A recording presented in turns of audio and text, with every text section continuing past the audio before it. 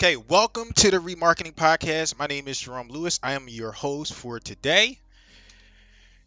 The REmarketing Podcast is a podcast where we talk business, tech, and leadership for real estate entrepreneurs. Today, my screen work. Uh, our two purposes. We have two purposes on the REmarketing Podcast. Number one, to spotlight you, Nate, your business, your service, or your product in a way that provides value to you, including market exposure and content creation. Purpose number two, to educate and inform our audience and listeners. All right, so today we have Nate Joens. Nate Joens is the co-founder, head of innovation, and past CEO of Structurally. Under his 4 years as CEO, Structurally experienced 10x growth in conversations processed in the real estate industry and built a proprietary conversational AI application that 99.9% of consumers believe was human.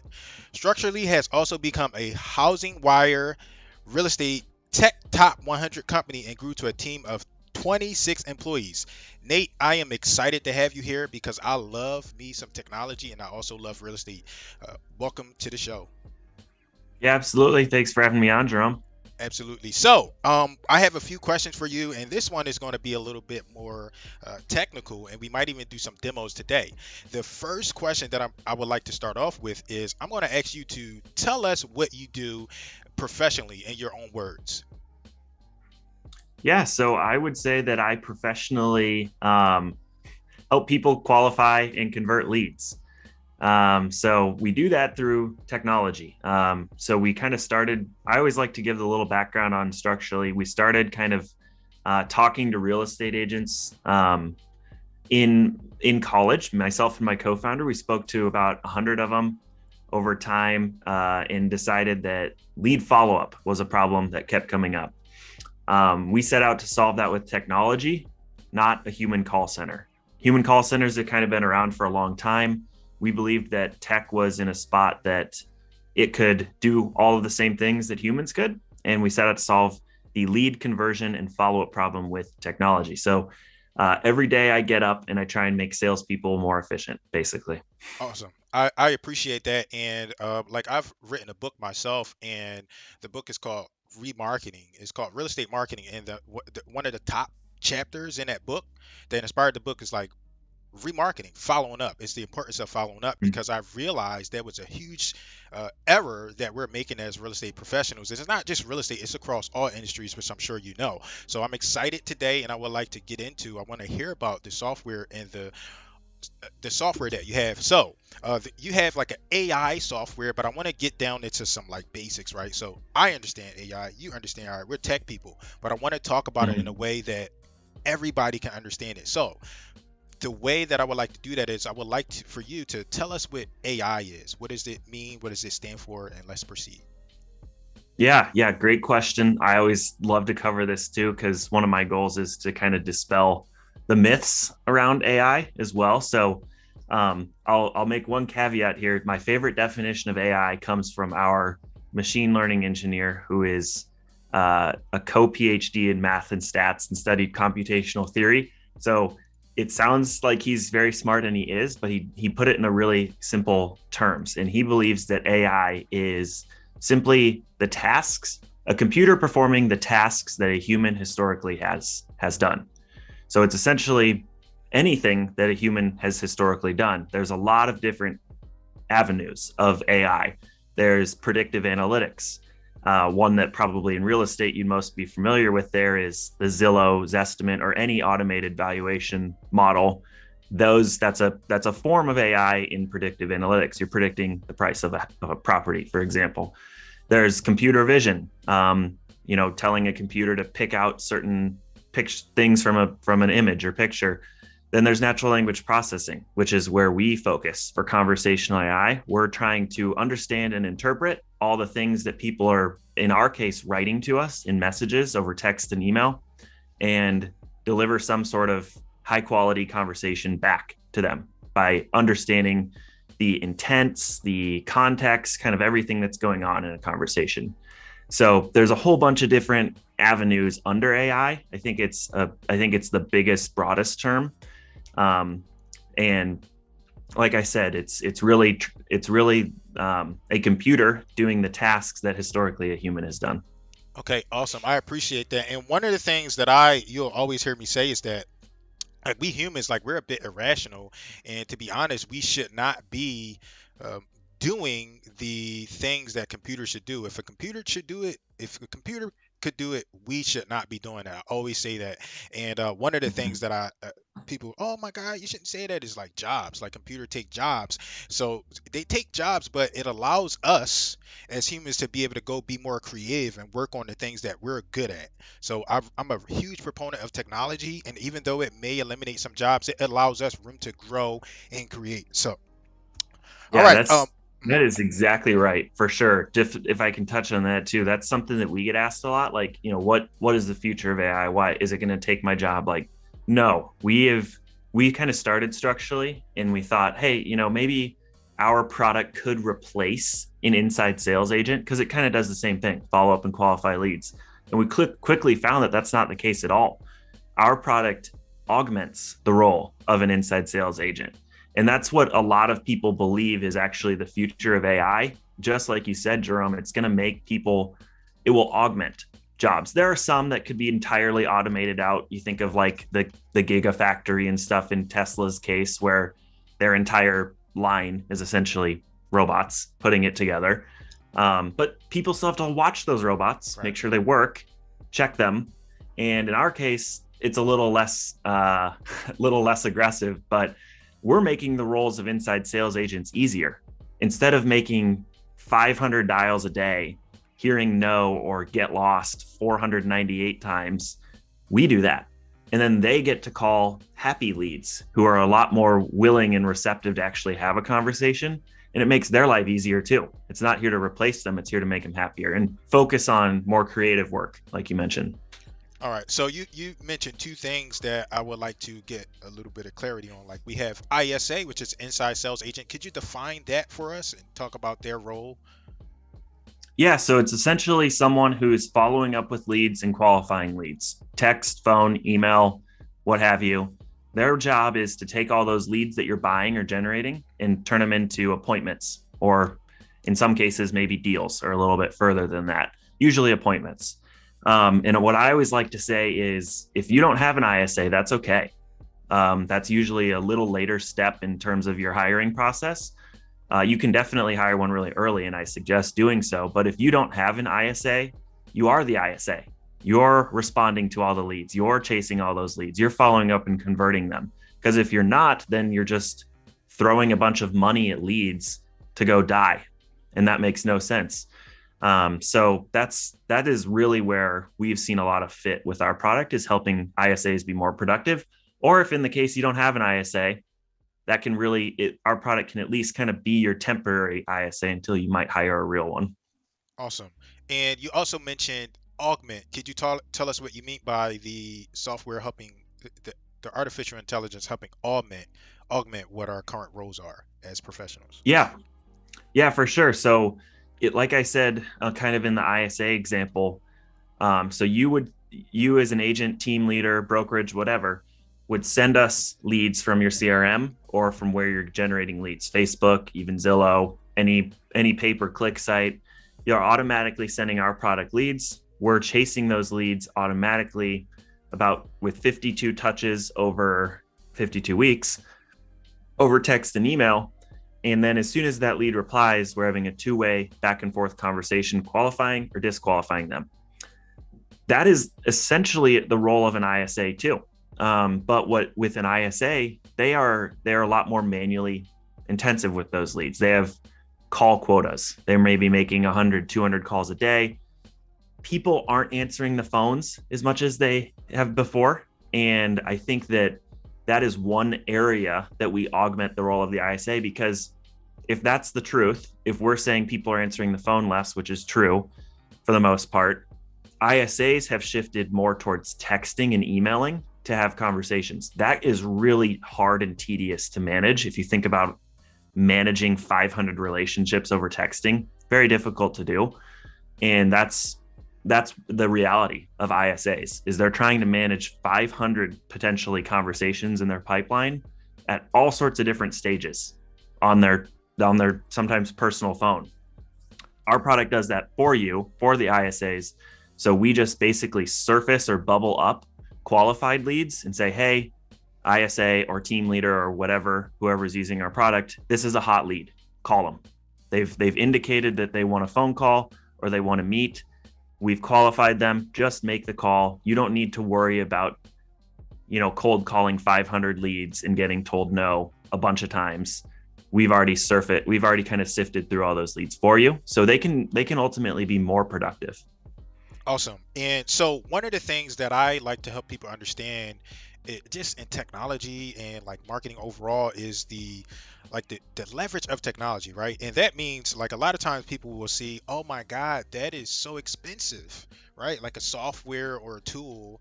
And then I always like to say, think about if you hire like a full person, right? And the Mm-hmm. price that that full person will cost compared to the software. So, I Yeah. don't know exactly what your prices are, but I know it's like a lot cheaper than a human. Could you talk about like that perspective, the software versus the human? Like, what's more expensive? Is it Yeah. worth it, etc.? Yeah, for sure. That's a really good point. We actually did a quick little cost analysis on our product versus ISAs. Again, not trying to replace ISAs, just giving you a comparison in terms of how to make their jobs easier. And we found that in order to staff up 24/7, 365, which is kind of the reality of today's world, leads come in at 3 a.m. Leads come in at 11 p.m. on a Friday. They come in on Saturdays. If you're not covering all of those times, speed to lead, we've heard about that time and time again, is so important. Someone else is going to win that lead over you. So we took a look at how much it would cost to buy structurally versus hire two full-time inside sales agents to give you 24/7 365 coverage. And that's probably being a little nice because you probably would need more than two to work all those hours. But in terms of that analysis, we structurally comes in at about 4% of the cost of hiring two full-time ISAs. Wow, wow, that's major. Now I would like Yeah. to get into some of the like I want to get into some of the more technical stuff, and not technology per se, but I want to know, like, I want to explore like how the tool works. So one of the first questions that I have for you is like, ISAs, they do like a bunch of stuff. So one of the things that they do is email, text messages, sometimes phone calls. What Let me ask you, does the structurally, right, the tool, do you email on behalf of the ISAs and the agents? How does that work? Yeah, we email and text leads. So we Okay. don't think that, email is obviously a less used channel Okay. probably in today's world than text, but it's still a relevant channel. People are still checking their emails. It gives you another shot at getting a response. So we cover both text and email. Obviously, we don't call because we're a conversational AI and we haven't figured out how to make that sound extremely human-like yet. But we still think that because our belief and kind of the belief of the broader world is messaging is eating the world. We've kind of heard in the past that software was eating the world. We've moved to this new paradigm that messaging is eating the world. Everyone is messaging. We're answering phone calls less and less and less because they're mostly spam. When was the last time you answered a phone call from an unknown number? Probably you might have done so reluctantly and then got on the phone and it was a scam, so you hung up instantly. That is the new reality, and so we want to be everywhere messaging, everywhere where people are messaging. And right now in real estate mortgage leasing, that's pretty commonly texting and emailing, which is where we are. Okay, and so you mentioned something about like answering phones, and I'm like in the real estate community, so I see it all the time. People are like, "Would you answer your damn phones?" These are the agents battling back and forth, and I'm like, Yeah. you just have to slow down and think about it. Like, we don't answer our phone these days because there's so much spam, and Mm-hmm. there's so much spam, there's so much being marketed to us, so we don't want to answer the phone unless we know who is calling. So, Yep. one of the things that I bring that up because I think we forget, like sometimes we when we want somebody to answer the phone, we call and we're like, oh, they didn't answer the phone. But when it's the other way around, we don't really empathize. Do you answer your phone or every call either? And even when you do, like, there's a lot of spam and selling involved. So we're very, like you said, reluctant to answer these phones. And it's just something that I wanted to point out because people seem to forget that. Um, Next, I heard you Yep. say that like earlier you mentioned like 52 touches, so that kind of leads me into like a follow-up question on like how long do you follow up with these contacts? Because that's somewhere where we like really drop the ball. And even me, like personally, like I have systems and technology, we have like processes, but sometimes we just drop the ball. So Yep. what's yeah, go Yeah. ahead. Our pre-built drip campaigns is what we call them. Touch leads with a email or text 52 times over a year. And you can, most people use our pre-built scripts, but they can be customized, so you can be more or less aggressive. Okay. But that's what we recommend. We found a really good. We average about a 57% engagement rate, so we found that those work pretty well for us. And I think that one of your earlier points is exactly right in terms of leverage and inconsistency of humans. Um, People are notoriously inconsistent, believe it or not. They don't follow up as much as they should, even though they think they do or will. They don't. A computer never ignores those steps. We tell it to touch a lead 52 times, it does it. And I think that's one area where a lot of people kind of start to agree is, yeah, I'm not the best at lead follow up. I could do better. I'm not terribly consistent. Sometimes I'll chase a lead really hard. Other times I'll just kind of give up after the third attempt. And there is actually studies out there, I think by Salesforce, that say most salespeople give up after the third to sixth attempt, and most deals are actually done or end up getting done after you've chased a lead between the eighth and 12th attempt. So it takes some time to actually get a lead to respond. And most salespeople give up before all the necessary steps are taken to get that lead over the finish line. Awesome. And I appreciate that. I try to like emphasize that stat a lot too. Like what you're talking about is exactly what like I teach I teach a couple of classes and I always bring up those stats because people will say, "Oh, this stuff is not working. Leads are trash." And it's like, how many times did you follow up with that person? You can't just post something on social media, hit them once or twice and then say it doesn't work. You have to constantly follow up, and that part is tough. But that's why the people Mm-hmm. that follow up, that's why they get paid well. And if you Yep. could like integrate some kind of software or system to do that for you, you would have a lot of success. And that's why I'm like a huge proponent of social media because it does that follow up and it does that those things consistently for you. You don't have to do it. So, um, Yeah. next question I have for you, like I want to know, so we speak English. It's conversational AI. So does it have any other languages that it can touch on and handle? Yeah, so it can be customized in any language you can think of. Right now, we support English and Spanish out of the box, though, meaning we Okay. have pre-built scripts for English and Spanish just ready to go for you. The others, if you'd want to customize it in French, for example, you could. You would just have to write those kind of scripts yourself, which you can do entirely through the product. Okay. And so the AI is like handling all of this stuff for you. Would would it be possible that we just jump in and interfere, or is it like do we have like no control? Could you talk about that process? Yeah, yeah, exactly. You can with our product directly. We have an agent dashboard and mobile apps, so you can see the conversation happening.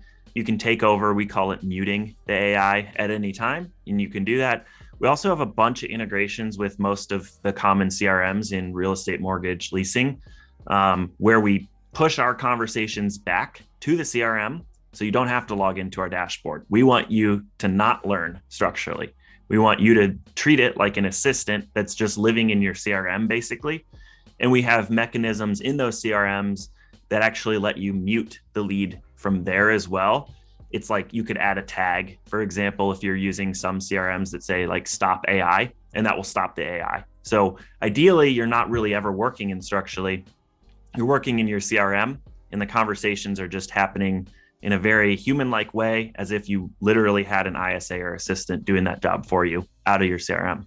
Awesome. And something I've realized and that I always try to drive, but no matter what, people are just people, right? And it's like technology. People are very overwhelmed and scared about technology. And I heard you say that you don't really have to learn structurally. So could you give us your perspective on that? Like, do I have to be tech savvy? Do I have to do it? Is it like hands off? What's the setup process like, etc.? Yeah, no, not at all. We think it's pretty easy. You'll get onboarded with one of our customer success reps. You will hook into your lead sources, like I mentioned earlier, whatever ones you want to go to structurally. Maybe you don't want all of them to. And we either do that through integrating with your CRM or directly with lead sources like Zillow, for example, or Facebook. And that's really easy. It's all you need to do. You're off to the races using our pre-built scripts.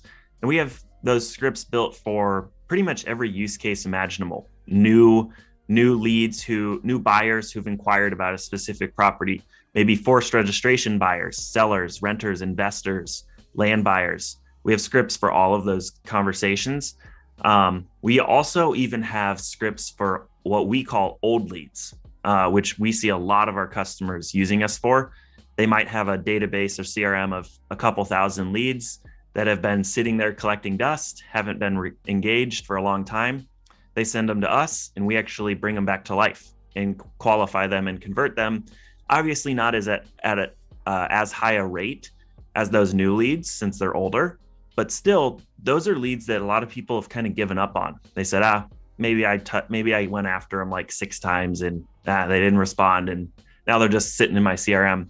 We get them back to life time and time again, and that's a really easy way that a lot of people start with structurally. Is they say, okay, I got these leads. Maybe we just want to send like 1,000 through to get started. I'll hook up my new leads later. And that's a really, really quick way to get started too. Awesome, Nate. About how much time do you have? I'm thinking about possibly looking at like a small demo, or some examples of what you can do with the Yeah. software. Yeah, absolutely. I can switch over to that now if you'd like. Okay, yeah, I would really appreciate that. Before we do the switch over though, let me ask you one question, right? Say I just heard the podcast, I just heard the interview, I just discovered you. I'm excited, ready to get started. Like how soon Hmm. could I be up and running? Uh, in a matter like Yeah, if it was today and I'm ready today, like how soon would it be? Would it take a week, 2 weeks, a day? What's that process like? I would say that our most common users can sign up on their own from Structurally's website, Okay. get started on their own if they want, all within 30 minutes, 30 minutes max. Now, we always do recommend that you have an onboarding call with our team so you can get Okay. a lay of the land, but not necessarily necessary in order for you to get started. So if you want to go kind of full self-serve, you can get started yourself, hook up your CRM or lead sources, you're off to the races from there. So we can be up in I'll 30 probably, minutes. yep, I Wow, would say awesome. so. Awesome. All right, so let's get into the demo. You should have screen share capabilities and you can show us some of the tool and how it works. Yeah. All right. Can you see this fine? Yes, yes. Cool. I'll stretch it out a little bit more. So this is a conversation with a lead that I kind of mentioned earlier. This is an old lead that one of our customers could not engage. Okay. They tried, they failed, they sent it to us. We reached out to them, said, hey, are you just looking around? Or are you considering a move in the future? This is one of our most successful kind of famous messages. We send a little nudge message 12 Okay. minutes after the lead's first message or our first message to the lead. Um, that is our highest performing drip message for sure. So if you want to copy it, be my guest, send a little nudge message after 12 minutes of that first message. It says, let me know if I can help or something like that. Okay. Because we see time and time again there that leads respond and say, oh, I'm so sorry. I ignored that first message because I thought it was a computer. And this little nudge message, for some reason, clicks something in their head that's like, oh, this must be a real person. So that's a little fun fact. So you can see we followed up with this lead quite a bit, 7 or so times until maybe a week. Then they responded. So they said, just like a lot of leads, they're really busy, 3 to 6 months. So a little objection. They're in the middle of a divorce. It's kind of a big deal. Okay. And they'll have a better idea later, maybe. So a lot of AI, a lot of chatbots would kind of just glance over that divorce aspect, right? Hmm. We said, we're so sorry to hear about that. Super important to build empathy in the conversation. And we do that every chance we get. If a lead says they're a veteran, we say, thanks for your service.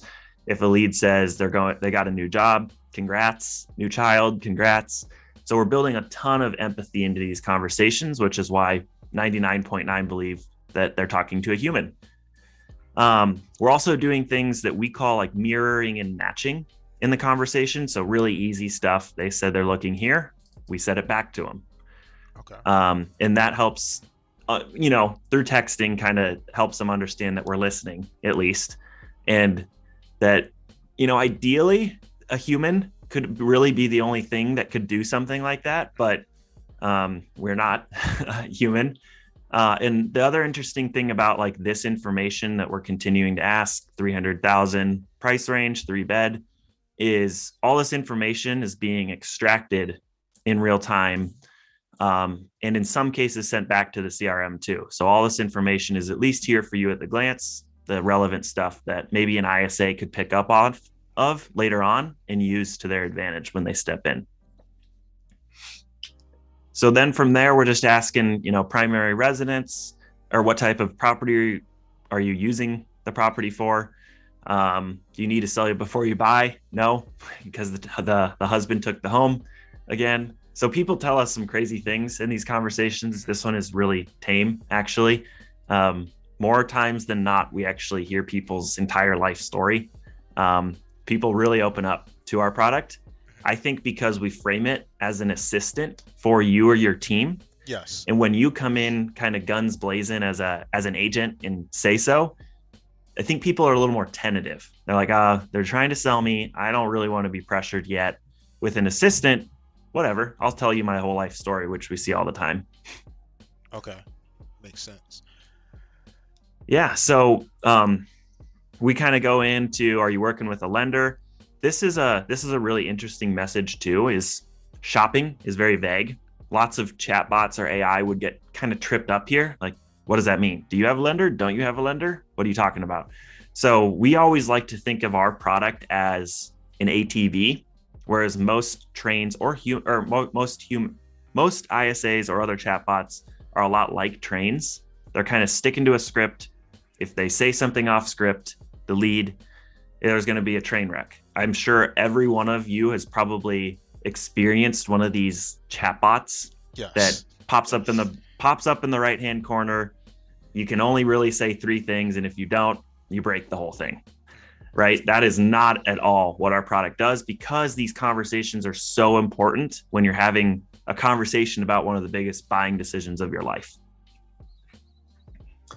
So we don't get tripped up on that. We know that shopping means they're still looking, and we might want to introduce them to one of our partner agents. We kind of get an idea if they're working with an agent or not. Say that we're going to follow up with one of our team members with a perfect partner agent, and tell them we're happy to help, and that's about it. So at that point, whoever's managing this account would actually get a notification, because we automatically move this lead into what we call the need agent follow-up stage. So they're getting notifications, bells and whistles saying you have a hot lead. They're expecting a call or follow-up of some kind. Go chase them and go close the deal. Wow, awesome. That's a lot of steps in there, and yeah, that's just a lot, a conversation to have, and this is like all running in the background. You can't really beat that. I would like to Yep. ask you, what is from from your perspective, what's your favorite success story using the software? Yeah, that is a good question. I really like that demo, but I'll try and think of another one off the top of my head.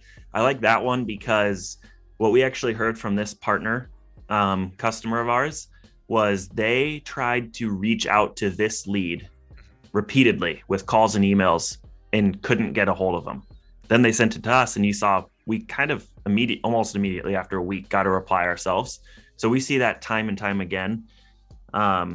Where with that partner client, actually, they saw about a 32% engagement rate before us. And after us, they saw about a 70% engagement or response rate. So that, I think, as a whole, is one of our biggest success stories. Awesome. So I have some questions here. I want to ask you some of our questions that we normally ask, and I want to know, in your perspective, what's a common myth that people have about artificial intelligence? I like that question a lot, because I always try and bring it up. It's there's no such thing as self-learning AI. I think that's just the common myth. At some point, even though AI seems like it's magic. Seems like, oh, it's just making something up on the fly. You told it to do something, it did it, that it's self-learning, obviously. That is not the case at all. Even if it appears as though it has self-learning capabilities, at some point in its life cycle, long ago maybe, someone has trained it on a ridiculous amount of data. Even the most advanced natural language processing model to date, which is, I think, called GPT-3, has been trained on the entire internet of words. Basically, it scraped all of Wikipedia. It scraped all of the open internet. That data has been input into the model for training, and you can teach it new things, and it appears as though it's self-learning, but it is trained on data that a human has previously sent to it. So there's no such thing, in my opinion, as self-learning. It's always been trained by humans at some point. Awesome. Thank you. I appreciate that. I have another question for you. Let me see. What are so if somebody's like creeped out, right? I know a lot of people they're like creeped out about artificial intelligence. If you could recommend maybe books, but if there are three resources that you could recommend for them to kind of, quell their fears about AI, what would they be? Yeah, that's a really good question too. I would say one of the areas that I like to at least understand from a research perspective.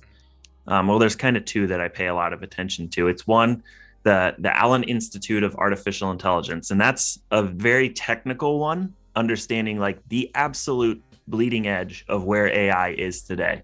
If you're super into the nerdy aspect of AI, Okay. that will tell you what the smartest people in the world are working on in terms of AI. So you don't get too scared of like the sci-fi version, Okay. of singularity where AI is going to be smarter than humans. Not a thing yet. Not going to be for a while unless the researchers in places like that tell us so. And then another for-profit research center is the company that actually owns that GPT-3 model, which is OpenAI. They're a lot more, I would say, friendly in terms of like approachability. The AI Allen Institute is very research heavy. OpenAI is actually a former Elon Musk company who now I don't think he has involvement there, but they're for profit. So I think they're writing a lot more like to the masses to Okay. understand like, hey, we just put out this massive new model. It's probably one of the biggest in the world. Here's what it means to you in a really familiar way, not in a super technically research heavy jargon way. So I really like kind of looking at those two for like super bleeding edge AI stuff. Okay. All right. We are, I would love to have you back in the future to go in more detail or talk more about this stuff because I think there is a huge need in our industry for us to kind of get acquainted with technology. Even if we don't use it ourselves, somebody in our business has to use it. Something that I realized is that the most successful people, they use technology, right? You got to use technology. There's no getting away from it. And this is a subset of technology that we need to be using. So, uh, question for you. Let me see. What is one question you wish I had asked you, and how would you have answered it? Where do I see AI going next, at least for maybe real estate Okay. and or our product in real estate mortgage leasing? And my answer to that would be to use models like GPT-3 to actually do more for real estate agents and salespeople as a whole. So one other stat that I always like to cover is from Salesforce as well. They found that sales teams spend a third of their time selling, meaning they spend two-thirds of their time not selling. They're doing things like setting appointments, scheduling follow-ups, entering data in their CRM. And if you're a commission-based salesperson, which most salespeople are, especially in real estate, Right. um, you're spending two-thirds of your time not selling. That's two-thirds of your time not making money. That's a big problem. And this is from Salesforce, who knows salespeople better than ever. So I like that is my goal. That is what I wake up and I try and change that every day, and I try and make salespeople more productive. With a product like ours, I think we're taking a good chunk out of that, but I think there's more we can do.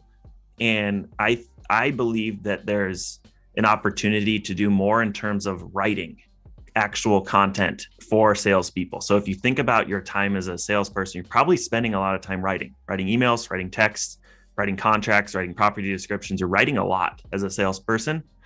And a lot of these new models like GPT-3 that I mentioned, their sole purpose is to actually generate things for you. And in this case, it would generate text for you. One of the biggest use cases for something like GPT-3 that people are using it for is writing blogs. It can write books. It can write children's stories for you. And I think that's a huge opportunity for salespeople that we can help you write emails. You can click a button, it'll write the email for you. We can click a button, it'll write a property description for you. So I think that's a big opportunity to take a chunk out of that 2/3 of the time salespeople aren't spending selling. And how could we so this kind of leads into like my next question that I was going to ask you to kind of, I like to ask a question to kind of stomp people. And the question that I have, the question is like, how can someone bring you immediate value to your business, right? So I want to ask you that question, and then I want to try to go more specific in that question. So first, I propose to you, what's the best way somebody can bring immediate value to you or your company? To structurally, like if we were Yes. to bring someone in, yeah. One thing that I always like to understand from agents or whoever we work with, salespeople, is what is working for you in Okay. terms of qualifying, converting leads, and what isn't. That usually comes in the form of like scripts. Some people have really, really dialed in their scripting. Okay. And if we can kind of collaborate on learning like what has worked for me, like that, let me know if I can help. That was from one of our coaches that we learned in terms of their highly converting scripts a long time ago. So I think that like that would bring immediate value to structurally. It's a really good question. I've never been asked that, but that would be what we're looking for time and time again is like what scripts are working for you? How can we help put that into an automated fashion back for you to kind of let it run in the background, like you mentioned? Okay, I would love to stay in touch because I know plenty, I have plenty of contacts with some awesome scripts and some awesome Yeah. history that can help you do that. So the next question, let me see, I asked you, so you kind of answered it honestly, so I don't need to ask you that question. I'm going to go to the next question. And that next question is, how can someone bring you long-term value to your business? Hmm. Yeah.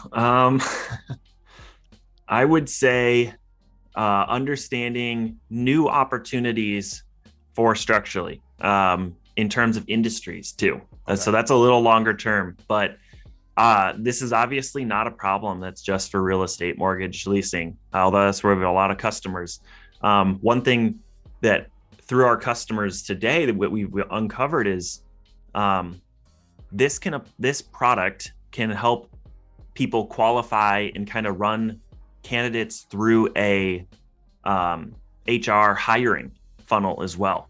If you're a team that's doing a lot of business and trying to grow your team, you're going to get hundreds and hundreds of applicants, or maybe you need someone or something to help reach out to prospective candidates to try and get them to join your team. We have a lot of customers now actually using us for recruiting, basically, and that's a whole new industry that we never really saw coming.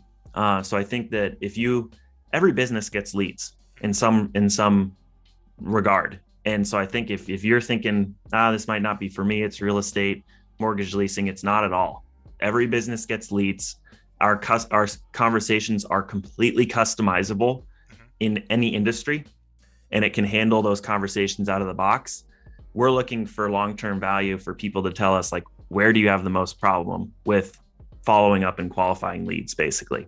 Okay, and so you mentioned like in the real estate industry, it's not common, but it is a standard in our industry, recruiting, right? And Mm-hmm. I'm with EXP, and we have like Mm-hmm. a recruiting umbrella or recruiting thing. So I don't know exactly what that can be yet, but I know a lot of recruiters and some people that could really benefit from having a conversation with you around recruiting. So I'm going to try to make that connection for Yeah. you as well, because that could be helpful. Still the same industry, but it's a different part. Like it Yeah. kind of makes sense. So Yeah, I'll do that, absolutely. and I'll Appreciate that. always keep you in mind for like anything else. So I want to try to bring you that immediate value.